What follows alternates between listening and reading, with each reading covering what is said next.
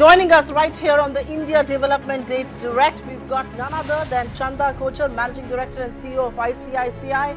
She also, remember, was one of the co-panelists at that very big debate on gender equality, on women empowerment at the GE yesterday. A personal favorite, Chanda Kochhar, one of India's most powerful business executives and someone whose voice does count a lot as far as women empowerment is concerned. Thanks very much, Ms. Kochhar, for being with us, and congratulations for some of the insights, both personal and professional, that you did bring to the discussion early on today.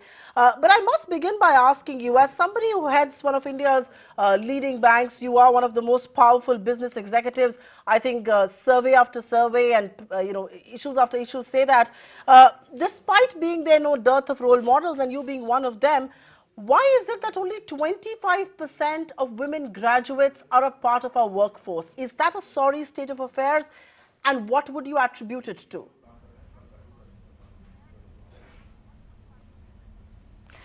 Well, I think, Supriya, while that is a fact, I also think that things are changing. So, India is evolving, the work environment is evolving, and I think this percentage will only improve as we go forward. So, we must remember that today's labor force is not just comprising of today's graduates, it comprises of the past graduates as well.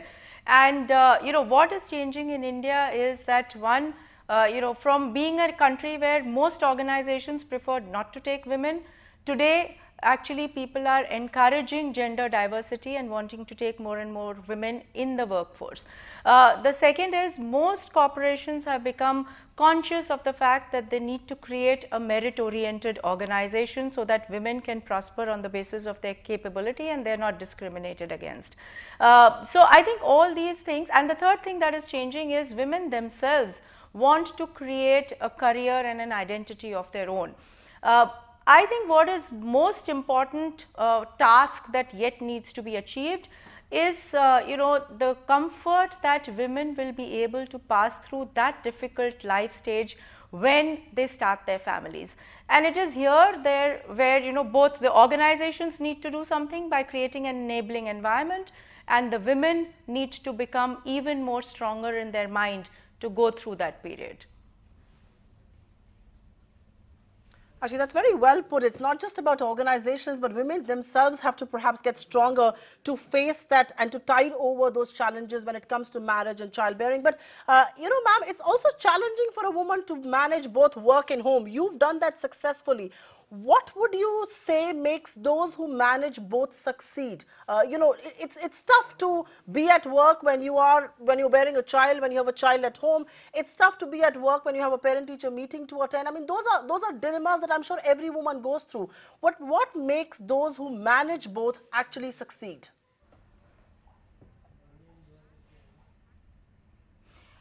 Well, I think you're right. It is not easy. It's not a cakewalk. But what makes those women succeed is, first of all, recognition of the fact that they want to achieve 200% out of their life, which means it's not about saying I'll choose one of the two. In fact, I would never advise any woman to do that, because in my view, both are equally important. So it's about giving 100% to what it takes to nurture a family and giving 100% to what it takes to creating a career, which means getting 200% out of a life or getting 48 hours out of actually 24 hours that are available. But a lot of it begins from the woman's conviction herself to say that I want to do it, I desire to do it. And if you desire to do it, I think you orient yourself to be able to do it. After that, of course, what it requires is a huge amount of time management, and it requires, more importantly, continuous prioritization, which means that while you're managing both, at every moment of your day or your life, you are doing one thing, which is the most important at that time. So if it's a very important meeting, then be focused on the meeting and don't worry about, at least at that time, about what is happening at home. But at the same time, if your child is unwell, well, be there 100% and focus on it. So I think every moment you prioritize, but over life, you achieve both in a wholesome manner, and that is, I think, what makes women succeed. Let me also add here to say that to make this success possible, organizations have to recognize, as I said, that specific life stage requirement of women. And I'll just kind of give you an example about what ICICI has done. So what we have done is that we have created an initiative of what we say, I work from home. That is, enable women during this life stage to be able to work from home over a long period of time with this comfort that they are not going to miss out on their progress in their career if they are working from home, because we do not give them some side jobs like data entry, etc. We created through the use of technology a full work environment at home where they can be contributors to the main focus of the job, whatever they were doing, and therefore continue to be at home, contribute to the job and not lose out on their career progression. Similarly, what we have also started is something to say, we recognize that when a child is very young, for a young mother to leave home overnight, is the most difficult thing. So we say that if any woman who has a child up to 3 years of age, if she is traveling overnight for any office work, we will also pay for the child's travel and for the travel of some caretaker accompanying the child, so that the woman can actually be very comforted in her mind as she travels for work. So I think these are some of the things that we need to do around the life stage.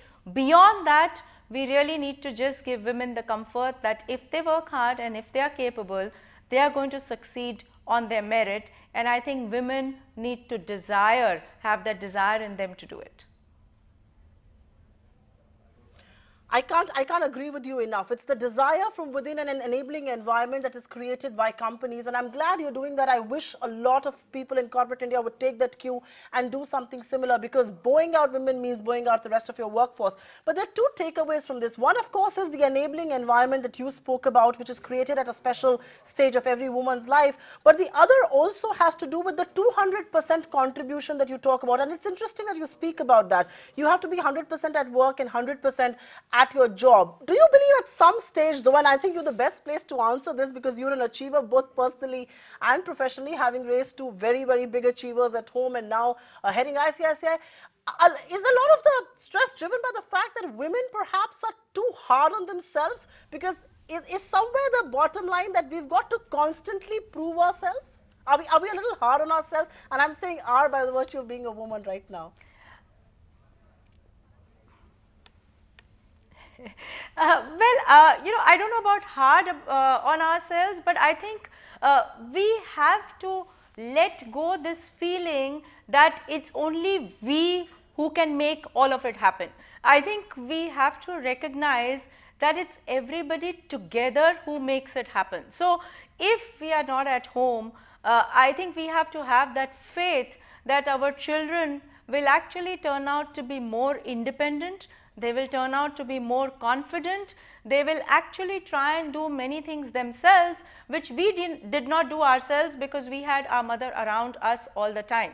So I think it's about saying that as long as directionally we are keeping that eye on the children, that they are turning out to be nice human beings and good human beings, I think their achievement in their academic, professional, sports, etc. will be a lot of their own hard work. And there is nothing like saying if I am not there, it will not get done. So I don't know whether we are hard on ourselves, but we sometimes tend to believe that without us nothing will happen. I think that's not true. I think we also need to therefore recognize and value the entire ecosystem that exists around us that makes things happen.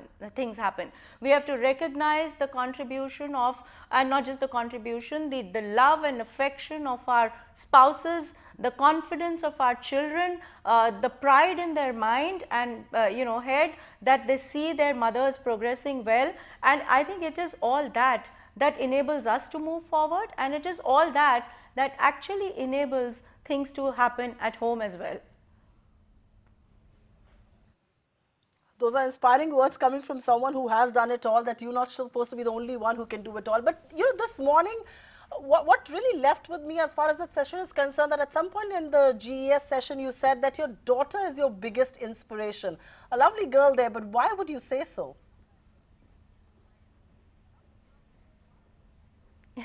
Well, I think both my daughter and my son, that is my children, are really my biggest source of learning and my biggest source of inspiration. And why I say that is, why are they my biggest source of learning? Because I think through them I see the young India, through them I see the young generation, how they live their life, through them I see the young customers in India, and watching them how they live their life, I think makes me constantly think about how a bank or any company should be positioning their products, their channels of delivery, etc., etc., for the new generation. So I always say that I actually learn from them about what technology is doing to the world and how organizations need to keep looking at their future consumers and their future stakeholders in order to reorient themselves. So I really learn from them. But why are they my biggest source of inspiration? Because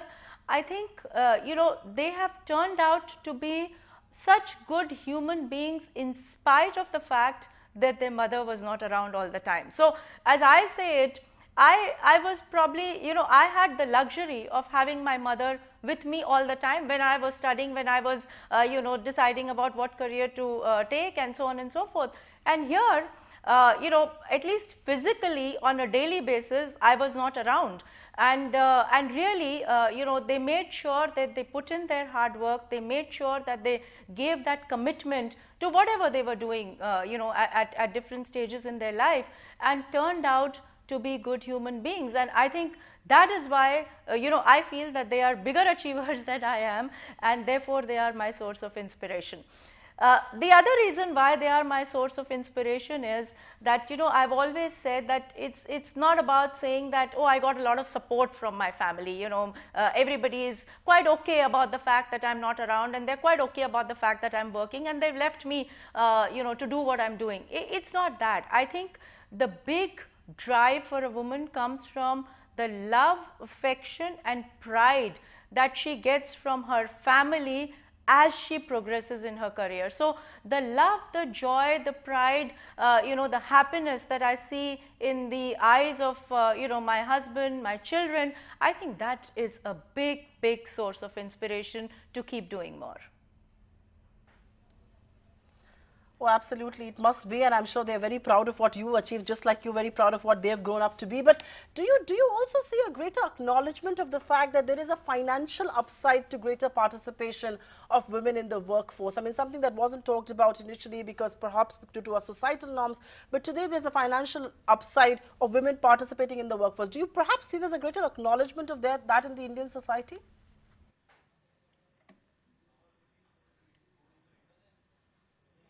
And therefore, I think, whenever we talk about women participation, I think we have to say that first of all, it's an economic imperative as well. Then it's about a nice to have social issue, but it's also about a big economic imperative, because today if 50% of our population is women, and these are intelligent, capable, part of the population, how can a company and a country progress if we leave out this 50% of a capable, intelligent workforce or labor force? So I think for every company to progress, you have to tap into the entire talent base, and you cannot leave out the 50% of the talent base. So that's one economic imperative. The second economic imperative is that women form, major consumers. Actually, it's not just that they are 50% of consumers, but actually they play a role of more than 70 to 80% in all the consumption decisions that are taken, in the family. So in that sense, I think again, having a diverse workforce in the organization makes you assess the needs of the larger set of the population. And then finally, of course, you have all these studies that you've seen, the latest being the McKinsey study, which says that if we really bridge this gender gap, and if we really increase the participation of women in the various economies, you can actually increase the global GDP. And for India, the number could be as high as adding about $700 billion to our GDP in the next 8 to 10 years. One last question before I let you go. I think when people look at you, they perhaps feel, women can have it all. But the reality out there is that many women cannot have it all. What would you say to women who can't cope up with these various roles in life, whether it's in organizations, whether it's a glass ceiling that they hate, whether they are ignored for promotions, whether they're ignored or they can't, they opt out, can't come back.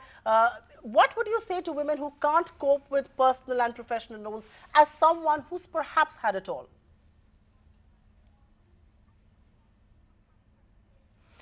Well, I think, talking about personal and professional part of the life, as I said, the first thing that I would tell a woman is do not choose one at the cost of the other. So, choose both only if you think you can do it. Well, my belief is that if you organize your life well, you can do it, but you make up your mind whether you can do it, and it's only then that you choose it. Don't choose it at the cost of having to give up or having to sacrifice on another thing, because everything that you do, even if you nurture a family, I think you can actually at the end of the day feel that you've had a wholesome life. So there is nothing about what is the only correct path to follow, but the point is that as you choose to do things, you have to then do them with 100% commitment.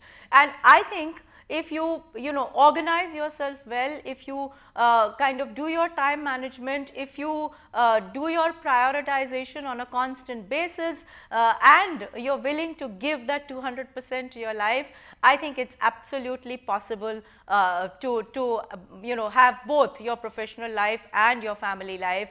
But you choose, you make your choice, and then only will you make it happen. Indeed, and don't bow out if the going gets tough is a lesson that's coming in from one of India's most powerful business executives and a woman I very personally admire. Thank you very, very much, Ms. Chanda Kochhar, for joining us on this very important subject. Gender equity is what we at ET Now stand for. Thank you very much for lending your voice to it this evening.